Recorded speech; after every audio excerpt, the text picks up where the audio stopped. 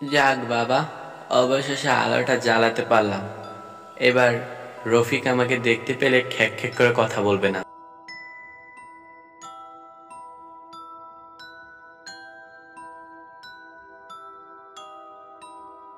আরে আরে, এ আলোটা মনে হচ্ছে আবার চলে গেল।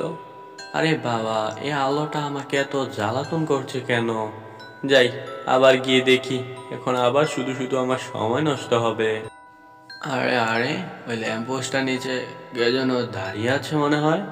আমার মনে হয় এই বদমাশিটা ওই করছে। যাই, ওকে গিয়ে ধরি। এখান থেকে চলে যা। এখানে আলো জ্বালাবার চেষ্টাও করবি না, নয়তো কিন্তু আমি তোকে শেষ করে ফেলবো। তবে রে বদমাস, আমি এখানে লোকের কাছে কথা শুনে মরছি, আর তুই ইচ্ছে করে আলোটা বন্ধ করে দিয়ে এখানে মজা নিচ্ছিস। আমি বেশি কথা পছন্দ করি না, যেখান থেকে চুপচাপ চলে যা বলছি। তবে রে বদমাস, দোষ করে এখানে আবার হুমকি দিচ্ছিস। দাঁড়া, তোকে দেখাচ্ছি মজা। কথা বললে কানে যায় না, না? বারবার তোকে বলছি এখান থেকে চলে যা, তুই আমার কথা শুনলি না। আজকে তোকে মরতে। ওরে বাবারে, কি ভয়ঙ্কর চেহারা রে! পালাই এখান থেকে, নয়তো আজকে আমাকে এই শয়তানটা মেরেই ফেলবে। বাঁচাও বাঁচাও। আজকে বুড়ি একটা মুরগি চুরি করে নিয়ে চলে যাব। বেটা বুড়ি খুব উড়ছিল, খালি আমার সাথে ঝগড়া করে বেড়াচ্ছিল। এবার বুড়ি বুঝবে মজা। এবার বুড়ির কালকে সকালে উঠে মাথায় বাজ পড়বে। ও বাবা, সামনে ওটা কি আসছে? ভালোই ভালোই বলছি, মুরগিটা আমায় দিয়ে এখান থেকে চুপচাপ চলে যা। মামার বাড়ির আবদার নাকি? আমি কিনা কত কষ্ট করে মুরগিটা নিয়ে যাচ্ছি, নিয়ে এসেছেন আমার থেকে মুরগি নিতে। তুমি কে? তোমাকে তো চিনতে পারলাম। মুরগিটা রেখে চলে যা, আমি কিন্তু তোকে ভালো কথাই বলছি, নয়তো আমি তোকে ছাড়বো না। মুরগিটা চাইলেই কি আমি দিয়ে দেব? কত কষ্ট করে আমি এনেছি, কোথাকার কে উড়ে এসে জুড়ে বসেছে। আমি মুরগি দেব না, রাস্তা ছাড়ো আমার। ওরে বাবা, কে তুমি? কি ভয়ঙ্কর তোমার রূপ! আমাকে ছেড়ে দাও, আমি মুরগিটা তোমাকে দিয়ে দিচ্ছি, বাঁচাও আমাকে। এই কথাটা মাথায় ঢোকাতে তোর এত সময় লাগলো? এবার আমি তোকে ছেড়ে কথা বলবো না, আজ তোকেও আমি শেষ করে দেব। না না, আমাকে ছেড়ে দাও। কে কোথায় আছো? আমাকে বাঁচাও। এই তো, এই মুরগিটা পেয়েছি। আজকে এই মুরগিটা দিয়ে পেট ভরিয়ে নি, কালকে থেকে অন্য কিছু খাবো। এখানকার সব মানুষ পশু পাখি শুধু আমার। হা হা। জাইফুল, জাইফুল, তার ব্যাপার কি বলতো? কই গেলি তুই? বাইরে আয়। আরে রফিক ভাই, তুমি এসেছো? আজকে আমি তোমার কাছেই যেতাম। দেখ সাইফুল, বেশি অজুহাত দেখাস না। তোকে কালকে বললাম যে লাইটটা ঠিক করে রাখতে রাস্তার। হোটেল থেকে আসার সময় দেখলাম তুই লাইটটা ঠিক করিসনি। গ্রামের প্রতি কি তোর কোনো দায়িত্ব নেই? না রফিক ভাই, তুমি আমাকে ভুল বুঝছো। আমি কালকে রাত্রে গিয়েছিলাম লাইটটা ঠিক করতে, কিন্তু সেখানেই এক ভয়ঙ্কর কাণ্ড ঘটলো। কাণ্ড? কি কাণ্ড? সব কিছু খুলে বল আমাকে। রফিক ভাই, ওই ল্যাম্পপোস্টের তলায় একটা জিন থাকে। জিন? তুই কি বলছিস? সকালবেলা তোর মাথা ঠিক আছে তো? নেশাপানি করেছিস নাকি? বিশ্বাস করো রফিক ভাই, আমি গতকাল যখন ল্যাম্পপোস্টটা ঠিক করে আসছিলাম, তখনই একটা জিন আমার পিছে আসছিল। আমাকে সেখান থেকে ভয় দেখিয়ে তাড়িয়ে দিল। ও, তাহলে তুই গ্রামের উপকার বিনা পয়সায় করবি না, তাই তো? ঠিক আছে, এরপর তাহলে তোর আশা ছাড়তে হবে দেখছি। বিশ্বাস করো, তুমি যদি আমার কথা বিশ্বাস না হয় তাহলে তুমি আজকে নিজেই এখান থেকে ফেরার পথে এই ল্যাম্পপোস্টের কাছে গিয়ে দেখো। ওরে গাধা, আমি তো প্রতিদিন ওই রাস্তা দিয়ে ফিরি, কিছু হলে আমি দেখতে পেতাম না? যত সব। না ভাই, আমি আর ওখানে যাচ্ছি না। কালকে রাত্রে অনেক কষ্টে প্রাণ নিয়ে বেঁচে ফিরেছি। না, তা যাবে কেন? ঘরে বসে থাক, বসে সময় কাটা।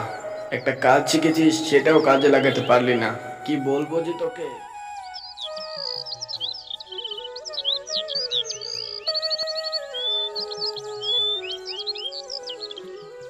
কি হয়েছে কি বুড়িমা? এভাবে সকাল সকাল মন খারাপ করে বসে আছো কেন? ব্যাপার কি? দেখ না, রাতের বেলা কে যেন এসে আমার মুরগিটাকে চুরি করে নিয়ে গেছে। কত কষ্ট করে টাকা জমিয়ে মুরগিটা কিনেছিলাম আমি। যা, চুরি করে নিয়ে গেল? কিন্তু কার কাজ হতে পারে এটা?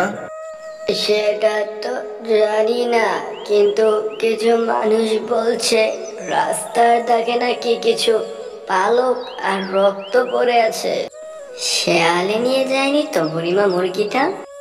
আরে না, শিয়ালে নিয়ে গেলে তো রক্ত এখানে পড়ে থাকতো। মনে হচ্ছে কোনো মানুষেরই কাজ এটা। তাহলে এটা বুড়িমার কোনো শত্রুরই কাজ হবে। বুড়িমা, তোমার কি কারোর সাথে কোনো ঝগড়া হয়েছিল নাকি? হ্যাঁ, মনে পড়ে। শিরিন, ও আমার মুরগিটাকে নিয়ে খুব হিংসে করতো এবং আমাকে উল্টাপাল্টা কথা বলতো। আমার মনে হয় ওই করেছে এই কাজ। এই শিরিনটা না এমনই, ও কারোর ভালো দেখতে পারে না, ওর কাজ হলে শুধু। না না, এইভাবে ছেড়ে দিলে হবে না। চলো তো, ওর বাড়ি গিয়ে ওকে দুটো কথা শুনিয়ে আসি। ও খুব বার বেড়ে গেছে, মানুষের জিনিস নষ্ট করে।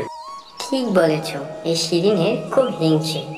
মানুষের কষ্টের জিনিস নষ্ট করতে দুইবার ভাবে না গো। ওকে আর দুটো কথা শোনাতেই হবে। কিন্তু মা, শিরিন কি এ কথা মানবে রে? কেন মানবে না? চাপ দিয়ে ধরলে ঠিকই সব সত্যি কথা বলে দেবে। চলো চলো, আর দেরি করা যাবে না। ওকে এক্ষুনি গিয়ে ধরতে হবে। সাহেব, আপনি কি আমাকে ডেকে পাঠিয়েছিলেন? কি ব্যাপার, কি দরকার ছিল? কি দরকার ছিল সেটা কি বলে গেছ? টাকা ধার নেওয়ার সময় তো বলে যাও না। কি বলবেন তাড়াতাড়ি বলুন। এসব ফালতু বক বক করার টাইম নেই আমার কাছে। সেদিনের কথা কি মনে পড়ে? যেদিন কটা টাকার জন্য তুমি এসে আমার পায়ে পড়েছিলে। পায়ে তো পড়িনি, শুধু অনুরোধ করেছিলাম। এজন্যই বলে অসৎ মানুষকে কখনো বিপদের সময় টাকা দিয়ে সাহায্য করতে নেই। সেই টাকা ফেরত আসবে কি আসবে না তার কোনো গ্যারান্টি থাকে না। অসৎ মানুষ কি আপনি আমাকে বলছেন নাকি? হ্যাঁ, যে বিপদের সময় টাকা নিয়ে টাকা মেরে দেয় তাকে অসৎ মানুষ বলবো না তো আর কি বলবো? আপনি ঠিক করে কথা বলবেন নালিমুদ্দিন সাহেব।